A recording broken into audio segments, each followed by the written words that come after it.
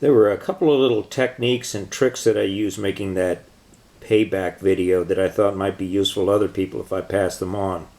First is, I'd like to show you what was being played on the RC300 itself. It might surprise you. I was not using the drums on the RC300, so I had the drums completely off. If I bring my volume down on the loop station and I hit my first track, now it's running and it's completely quiet because I have the volume down. Now I will show you what was playing on these tracks, and they're all just variations of this. Okay, so it's basically a drone. This is running in single track mode, so I could switch to another track and it would, I might have, different variations of this depending on what part of the song that I was playing. It'll switch, now it's in the third part. And then the main part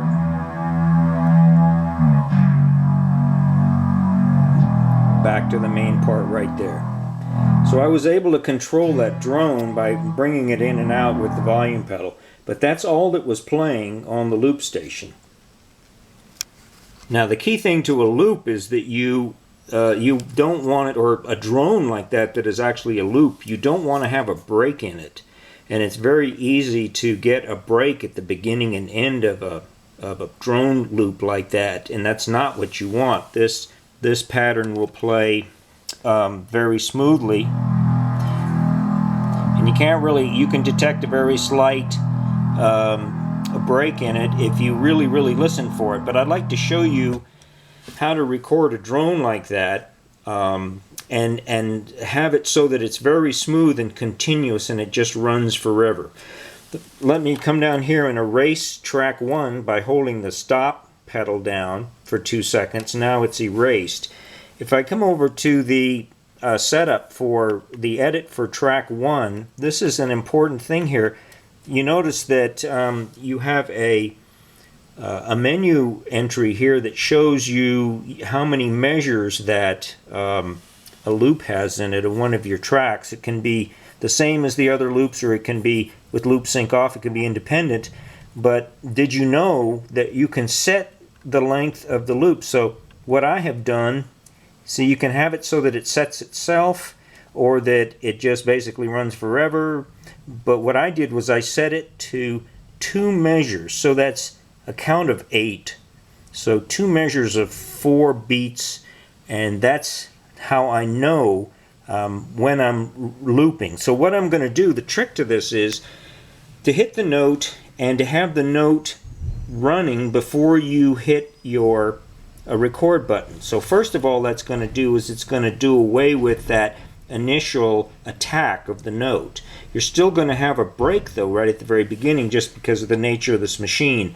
But what you want to do is you set this up to a certain loop length and then let it run over and over and over 3 or 4 or 5 or 6 times, depending on how long your note can be sustained. And then what happens is it slowly eats away at that slight imperfection at the beginning of the loop, and pretty soon you can barely hear it. Now I have this set up to give me a 1 measure count in. It's not going to do me a whole lot of good if I can't hear the count in. So what I've done is I have turned the rhythm knob up. I just have it set to a simple hi-hat right now, and I make sure that my volume pedal is all the way on. I only have one hand to do this, so I'm just going to hit an open E string on my guitar running a saw synthesizer sound, and I'm going to show you how to lay in a very nice drone loop. So I'm going to start my count in, and before it actually starts recording, I'm going to start the drone going so that we don't have an attack right at the very beginning of the first beat. And then I'm going to let it run for as long as I think that note is going to sustain. When the synthesizer is not able to sustain that note anymore, it's not going to fade out, it's just going to stop. So I have to make sure I stop recording before that happens. Okay, so let's go. Now I'm going to start the drone. It's recording. That's 1 loop. 2 loops, and you hear that little blivet at the end, at the beginning, getting smaller and smaller. 1, 1, 2, 3, 4, 1, 2. I'm going to stop it right about here. There we go. So now I have stopped my drone on the guitar, so that's strictly now on the first channel, first track of the RC300. So now what I have, and I can bring my click track down. Now what I have is a very nice drone track that I can start off. I start my drone track, and then I can bring it in and bring it out.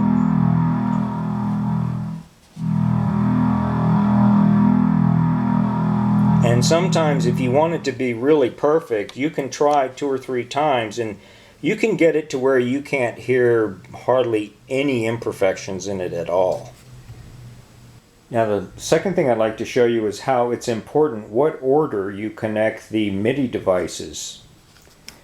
We're using our RC300 as our main clock source, so we're using our MIDI out from the RC300 as the master clock.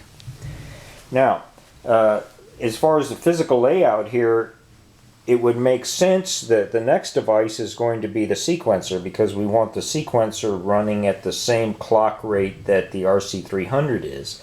And then also we have our Alesis drum machine, or whatever drum machine you're using. So we could run the RC300 into the sequencer and the MIDI in, and then the MIDI through or the MIDI out. On this device it's the same output. We could run it over to the drum machine, but here's why we don't want to do that. I'm sure there's a way to program the drum machine to ignore some of the signals coming in and to use other ones, because what happens when we hit the start button on the RC300, both the sequencer and the drum machine start at the same time. I'll show you that in just a second. But the reason why we don't want to run from the RC300 to the sequencer and then from the sequencer to the drum machine is that the drum machine has also got a bass in it. So that means that besides the regular percussion sounds, it has musical notes that it can follow. So what happens then is this analog sequencer is controlling the analog synthesizer through these voltage signals, but it is also capable of driving sequencing other kinds of synthesizers over the MIDI port. So what happens then is the sequencer sends not only passes the start signal through from the RC300, but it also passes its own notes that it's generating for the synthesizer also onto the drum machine. So what happens then is the drum machine tries to follow that note sequence in one of its bass pattern or bass tones, and that's not what we want. So what we do then is we take the MIDI out from the RC300, we run it into the drum machine first. So all the drum machine sees is the start signal and the clock. So it's clocked, slave to the RC300, and it starts when it's supposed to. And then we have an output from the drum machine that passes the clock and the start signal onto the sequencer. But now the sequencer only sends its musical tone information now over these analog lines to the analog synthesizer. So here we are back at the main controller in terms of the clock and the start signal, which is the RC300. I have my volume pedal all the way off. We also know that we have our drums turned off. So when I start this, you are not going to hear anything from the RC300, but what you are going to hear is the drum machine starting and the sequencer starting and controlling the sequencer. So let's start it now. 1, 2, 3, 4. So there's the sequencer, and I have the first patterns of the song starting off with simply a hi-hat. Now that is the bass. Let's turn the sequencer and the synthesizer down. That bass pattern is coming strictly from the drum machine. So it's able to play both the drum patterns and the bass pattern. So that's a synthesizer type bass. If I bring this back up. Now the other thing that you saw me doing was changing the octave here. So what I can do is I can come over here, set this to the next octave up, and it won't kick into the next octave until I trigger it. So I can trigger it at just the right time, up or down. Could go up 2 octaves. But what's nice about it is that you can set it to where you want it to go, and it won't go until you tell it to go.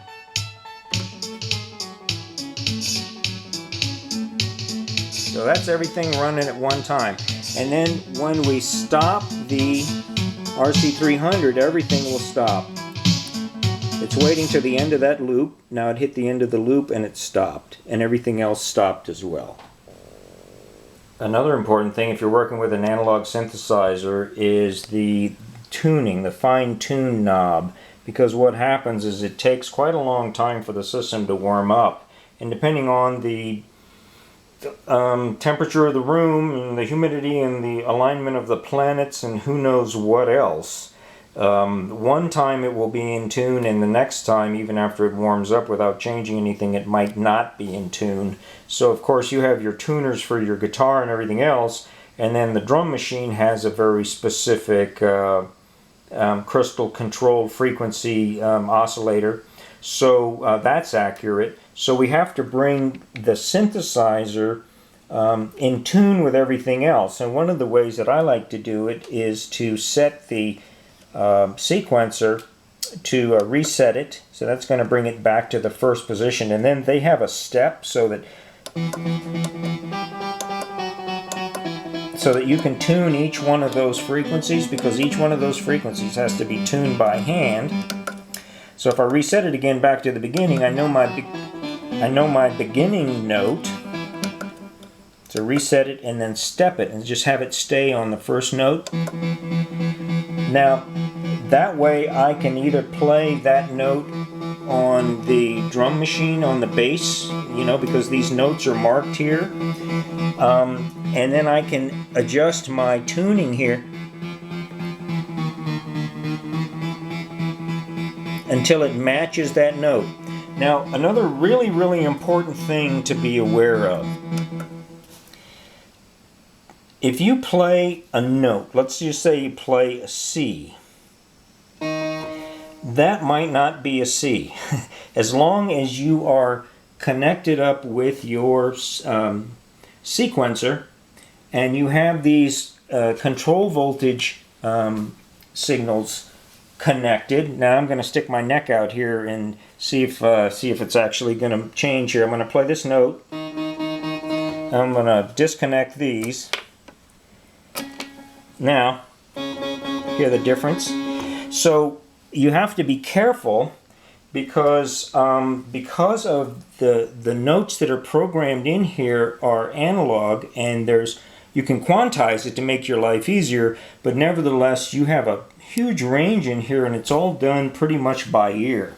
So you have to be careful, because if you hit a note here and you cannot tune that note to your guitar, just be aware of that. It might be off by half a step or who knows what, but it's all based on how your sequencer is programmed. But once you understand that concept, you can figure out whatever note something is supposed to be, even though it's not, even though that might not be a C, that might be a C sharp or something. And then you can come up here and you can tweak this and you can get it right on so that everything sounds nice. Now I'm just going to make this short. There's just one more thing that I'd like to show you that I think is maybe a little bit non-intuitive. The sequencer, even though I don't have my RC300 running right now, it is still seeing the RC300 clock. So I can run the sequencer by itself. It's running at 104 beats per minute. If I hit the reset so that it starts off back at the beginning of the pattern, when it sees the start signal from the RC300, it will always go to the beginning of the pattern. You don't have to reset it. But if I start it off here, see, it's running at exactly the same speed. So what I did at the end of the song was, you have a control here over the pulse width. This is a 16 note pattern. I have the upper and lower register running one after the other so that it's 16 notes. In this particular mode, I can change the width or the duty cycle of these pulses that come out. What I'm going to do now is I'm going to lengthen the pulse. You can certainly hear that, can't you? That's kind of boring. So right in here someplace is kind of the sweet spot for most of the song, but then at the end what I do is I shorten that duty cycle down to where it's a very narrow pulse. Then what I do is I increase the effect, the level of the tape echo simulation.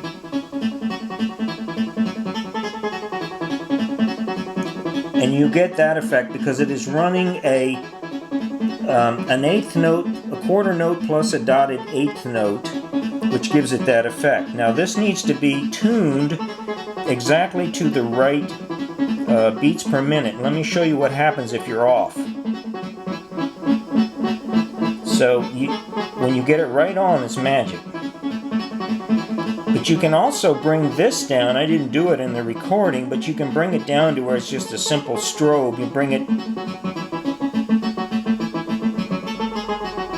See that? Now you can bring it back up to where it's really right in tune with the 104 beats per minute. So that's being done by the pulse width. See, it doesn't work if you have a wider pulse width, even though I've increased my effect. We have to narrow the pulse width and then also increase your intensity of your effect. And you get that nice strobing kind of effect out of it.